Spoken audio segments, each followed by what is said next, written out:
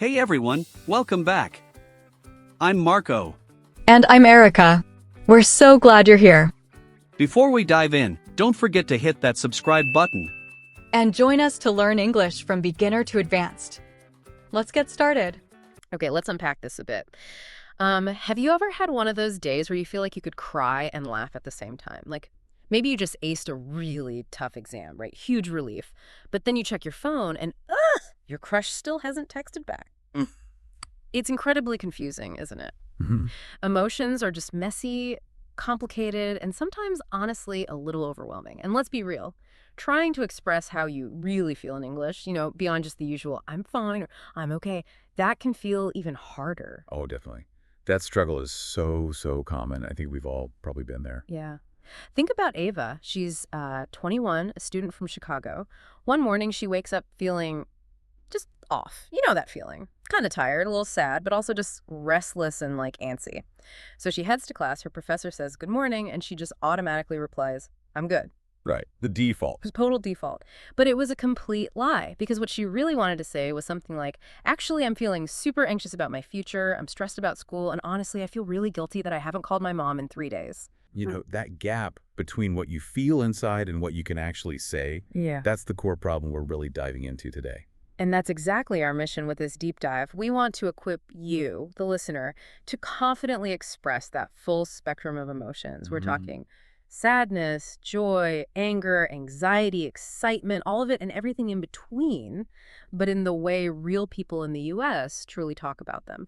It's really about moving beyond just, basic vocabulary and unlocking a more authentic way of expressing yourself. Okay, and here's where it gets really interesting. We're going to explore these authentic, real-life expressions, the kind that go way beyond just literal translations, right? That capture all those casual, emotional, and very real nuances of American English. Yeah, the stuff you don't always find in textbooks. Exactly.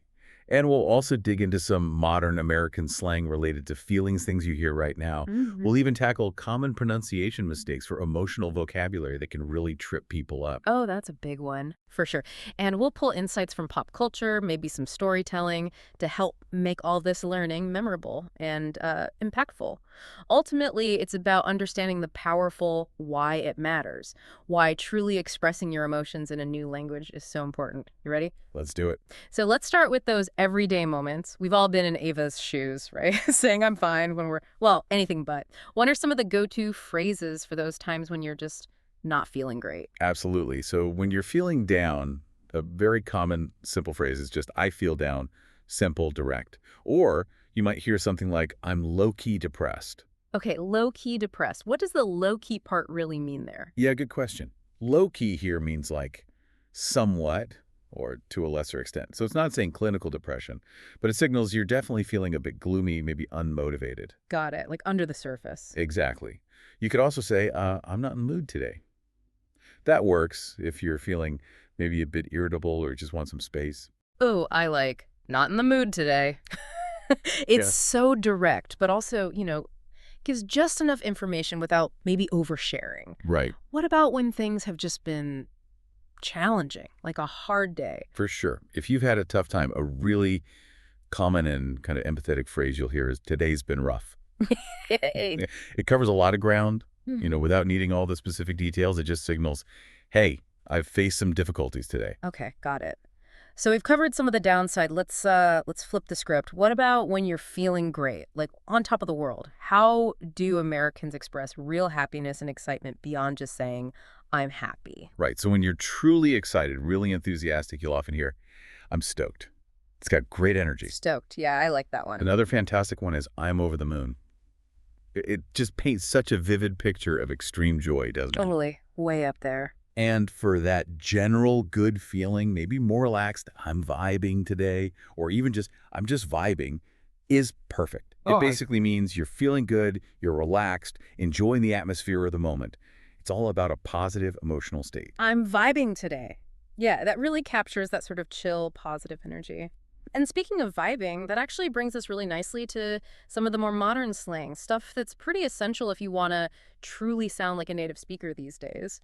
What stands out to you in current emotional slang? Well, what's fascinating is just how much language evolves to describe these states, right? Take I'm in my feels. Have you heard that one? I think so, yeah. Tell me more. So this phrase means you're feeling particularly emotional or maybe sentimental, often in a kind of raw or vulnerable way. It's really popular, especially with younger people. You'll see it all over social media. It implies this moment of introspection where emotions are kind of washing over you, but you're acknowledging it, you're sitting with it.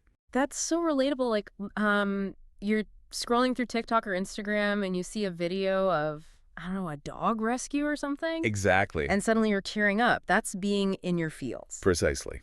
And then there's another one, vibe check. Vibe check. Okay. This is when someone wants to quickly sort of assess the mood of the atmosphere, either of a person or maybe a whole situation.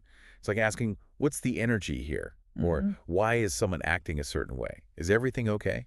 Oh, okay. So like if our friend Jake is being really quiet in a group, I might turn to someone else and whisper, why is Jake so quiet today? Vibe check. Just to see if maybe something's off. Spot on. It's like an emotional barometer, like you said. Yeah. It just shows how we casually inquire about emotional states sometimes without doing a whole formal interrogation. Right. Much more subtle. And speaking of contemporary expressions, we absolutely have to talk about I'm in my villain era. This one's huge right now.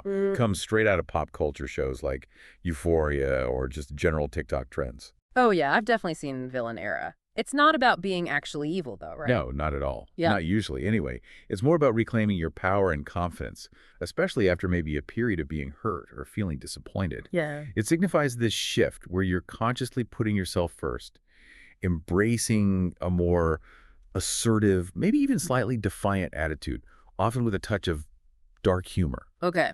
It's basically saying, look, I'm done being the victim here. I'm focusing on myself now, Yep. even if that means being a bit ruthless or less accommodating. It's often used kind of performatively online, but it definitely captures a real emotional shift towards self-preservation for many people. That makes so much sense. It's like a way of framing your transformation after dealing with some adversity, owning your anger, or maybe just your self-interest for a change. Okay, let's switch gears a bit. Let's get practical, something that can really trip people up. Pronunciation. Because getting these emotional words wrong, it can really affect how confident and, how fluent you sound. What are some common ones that always seem to cause trouble? Oh yeah, pronunciation is key. A big one is anxious. So many learners want to say something like anxious or maybe anxious, but the correct American English pronunciation is anxious.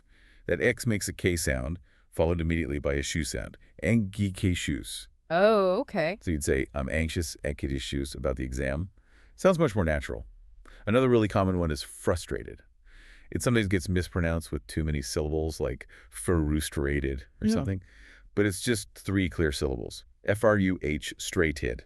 F-R-U-straighted. F-R-U-H straighted. Exactly. As in, ugh, I'm so frustrated F-R-U-H straighted with myself for making that mistake. I remember struggling with words like anxious when I was learning another language. It's those little nuances, isn't it? That makes such a huge difference. It just sounds so much more natural when you nail it. It absolutely does. One of those subtle things that when you master it, you immediately sound more like a native speaker. It just flows better. Okay, and finally, let's talk about the power of storytelling and maybe pop culture in really understanding emotions. We touched on villain era, but what else really brings these emotional concepts to life for people learning the language? Well, for a brilliant deep dive into the spectrum of human emotion, you really can't beat Pixar's Inside Out. Remember that movie? Oh, fantastic movie, yeah. It literally personifies joy, sadness, anger, fear, and disgust as characters living inside this young girl's mind. It provides such a clear, really accessible vocabulary for those core emotions and helps you understand how they all interact, how they're all necessary. It's basically a masterclass in emotional literacy, I think. Makes it so much easier to identify and then name what you're actually feeling. It's brilliant how it shows that even the so-called negative emotions, like sadness, have such a crucial role to play. They're not just bad. Exactly. And that actually brings us to a story that really resonated with me about a listener we can call Jamal. Jamal's story. Yeah, it really highlights the bravery, I think, and the importance of expressing emotion authentically. So Jamal's 25. He's chasing his dream out in Los Angeles. Always been the strong one in his family, always put on a brave face. But one day, after just months of relentless work, pressure, internalizing all his stress and worries, he just found himself completely overwhelmed. He actually broke down crying in a bathroom stall at work. And it wasn't because he was weak, not at all. It was because emotions, whether we ignore them or not, they eventually catch up, right? They demand to be felt. They really do. Yeah. And in that moment, when he finally allowed himself to just feel it all. The stress, the fear, the sadness, he said to himself, I'm human. Mm. And that was such a powerful affirmation. It showed that expressing emotions, even vulnerability, it's not weakness. It's actually healing, it's powerful, and it's incredibly brave. Wow. I'm human. That's powerful. And that's exactly why this deep dive matters so much, isn't it? So, okay, let's bring this all together. What does mastering this kind of emotional expression in English truly mean for you, listening right now? Well, I think it makes you more than just fluent. It makes you sound and feel more real, more human, like Jamal realized. You'll be able to form deeper connections with people because they understand you better. You'll understand them better, too, beyond just their words. And hopefully you can avoid some of those painful miscommunications that can sometimes sour friendships or relationships when feelings aren't expressed clearly. Absolutely. Imagine being in a job interview, maybe. Instead of just saying a hesitant, I'm nervous, picture yourself confidently saying, I'm really excited about this opportunity, but I'm also feeling a little pressure, and that's okay. Yeah, that's totally different. It is different. That's the kind of nuanced English that builds trust and fosters genuine connection. It allows you to show up authentically as yourself. And what's really fascinating here, I think, is that learning these nuances isn't just about language acquisition, is it? It's really about building a better, maybe more integrated version of yourself, someone who can express love clearly, set boundaries when needed, forge those deep friendships we talked about, and really achieve your praise all in English. It just gives you the full toolkit. Exactly. It's empowering. It's not just about learning words. It's about becoming someone who can navigate the world more effectively and connect more deeply in this language. So this deep dive was really all about mastering fluent English through understanding these real conversations, the secrets that schools often don't teach you. Now, the question I want to leave you with is this. How will you use these new tools, these new ways of talking about feelings to connect more deeply in your own life, maybe starting today?